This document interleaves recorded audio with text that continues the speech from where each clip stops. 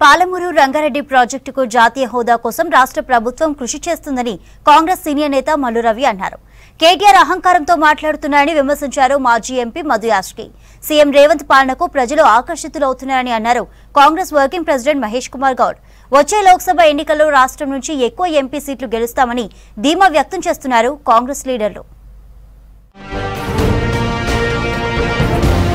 రాష్ట్ర ప్రయోజనాల కోసమే కేంద్రానికి సీఎం రేవంత్ రెడ్డి లేఖ రాశారన్నారు కాంగ్రెస్ సీనియర్ నేత మల్లు రవి. గత 10 ఏళ్ల బీఆర్ఎస్ పాలనలో తెలంగాణకు చేసింది ఏమీ లేదని విమర్శించారు. పాలమూరు రంగారెడ్డి ప్రాజెక్టుకు జాతీయ హోదా ఇవ్వాలని సీఎం కేంద్రానికి లేఖ రాశారని తెలిపారు మల్లు రవి.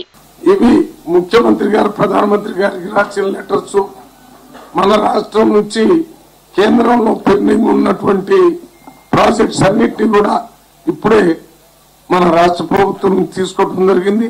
వీటన్నిటి అక్కడ కేంద్ర ప్రభుత్వంలో మంత్రుల దగ్గర, అధికారుల దగ్గర, అక్కడ ఉన్నటువంటి రెసిడెంట్ కమిషనరు, స్పెషల్ కమిషనరు వీళ్ళ సహకారాన్ని తీసుకొని ఆ ప్రభుత్వం నుంచి రావాల్సిన అన్ని కూడా క్లియర్ చేయడానికి నేను పని ప్రారంభించడానికి ఇది ఆరంభం అని చెప్పడానికే మీకు ఇవన్నీ చెప్పడం జరిగింది. కేటీఆర్ ఇంకా ముఖ్యమంత్రి కొడుకు అనుకుంటున్నాడని, గర్వం తలకెక్కి మాట్లాడుతున్నారని మండిపడ్డారు మాజీ ఎంపీ మధు యాష్కి. నిజామాబాద్ కు చెందిన ఇతర పార్టీల నాయకులు గాంధీ భవన్ లో కాంగ్రెస్ లో జాయిన్ అయ్యారు. మైనారిటీ నాయకులు కాంగ్రెస్ పట్ల ఆకర్షితులు కావడం ఆహ్వానించదగ్గ పరిణామమన్నారు మధు యాష్కి. ప్రభుత్వ కార్యక్రమాలకు ఆకర్షితులు వస్తున్నప్పుడు బీఆర్ఎస్ పార్టీ నాయకుడు కేటీ రామారావు కళ్ళు తాగిన కోతిలాగా మాట్లాడుతూ ఉన్నాడు.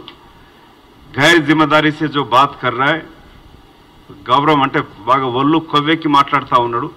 అతను పరోక్షంగా ప్రజలతో ఎన్నుకోబడ్డ ముఖ్యమంత్రి కాంగ్రెస్ పార్టీ నాయకుడు రేవంత్ రెడ్డి గారిపైన చేసిన వ్యాఖ్యలని ఇవాళ ఇక్కడున్న ప్రతి కాంగ్రెస్ నాయకులను తీవ్రంగా ఖండిస్తూ ఉన్నాం. ఇప్పటికన్నా బుద్ధి తెచ్చుకొని ప్రజాస్వామ్యంలో గెలుపోవటంలో అనేది సహజం.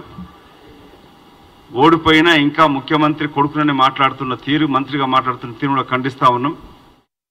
సీఎం రేవంత్ రెడ్డి పాలన పట్ల ప్రజలు ఆకర్షితులవుతున్నారని అన్నారు కాంగ్రెస్ వర్కింగ్ ప్రెసిడెంట్ మహేష్ కుమార్ గౌడ్. రాష్ట్రంలో ప్రజాపాలన జరుగుతుందని, అందుకే కాంగ్రెస్ పట్ల ప్రజల్లో విశ్వాసం పెరిగిందన్నారు. పార్లమెంటు ఎన్నికల్లో కూడా కాంగ్రెస్ మంచి ఫలితాలు సాధిస్తుందని ఆశాభావం వ్యక్తం చేశారు. పిసిసి అధ్యక్షులు రేవంత్ రెడ్డి గారు, ఆనాడు సీఎల్పీ నాయకులు ఉన్నట్లు బట్టి విక్రమార్క గారు ఇచ్చినటువంటి వాగ్దానాలు, చెప్పిన మాటలు నమ్మి ప్రజలు కాంగ్రెస్ పార్టీ అధికారం తీసుకొచ్చినారు. 45 రోజుల రేవంత్ రెడ్డి గారి పాలన పట్ల ఆకర్షితులై నిజమైన ప్రజాపాలన ఈ రాష్ట్రంలో నడుస్తుందని నమ్మి వివిధ పార్టీల నుండి మా నిజామాబాద్ అర్బన్ నియోజకవర్గం నుంచి జాయిన్ అవుతా ఉన్నారు. బీజేపీ మత రాజకీయాలు చేయడం మానుకోవాలని హెచ్చరించారు కాంగ్రెస్ సీనియర్ నేత అద్దంకి దయాకర్. రామ మందిర నిర్మాణం తర్వాత మరో అంశం తెరపైకి తెచ్చేందుకు బీజేపీ కుట్ర చేస్తోందన్నారు. పార్లమెంటు ఎన్నికల్లో బీజేపీ లబ్ధి పొందేందుకే జ్ఞానవాపి మసీదు అంశం తెరపైకి తీసుకొస్తుందని ఆరోపించారు అద్దంకి. మతంతోనే పూర్తి రాజకీయాలు చేయాలనుకునే బీజేపీ రామమందిరం తర్వాత మరో అంశాన్ని తెర మీదకి తేవడం అనేది ప్రత్యేకించి తన ఉద్దేశాన్ని దేశానికే కాదు ప్రపంచానికే చెప్పినట్టుగా మనం భావించాలి. జ్ఞానవాపి మసీద్ రేపటి రాజకీయ మతాంశంగా రావాలనే ఆలోచన 2024లో జరగబోయే ఎన్నికల్లో గెలుపొంది మెజారిటీ మైనారిటీ మధ్యన వర్గ వైషమ్యాలు పెంచడమే లక్ష్యంగా భాజపా రాజకీయాలు చేస్తున్నాయి. లోక్సభ ఎన్నికలకు కార్యకర్తలను సిద్ధం చేస్తున్న కాంగ్రెస్ పార్టీ ఎక్కువ ఎంపీ సీట్లు సాధించేందుకు ప్రయత్నాలు మొదలుపెట్టింది.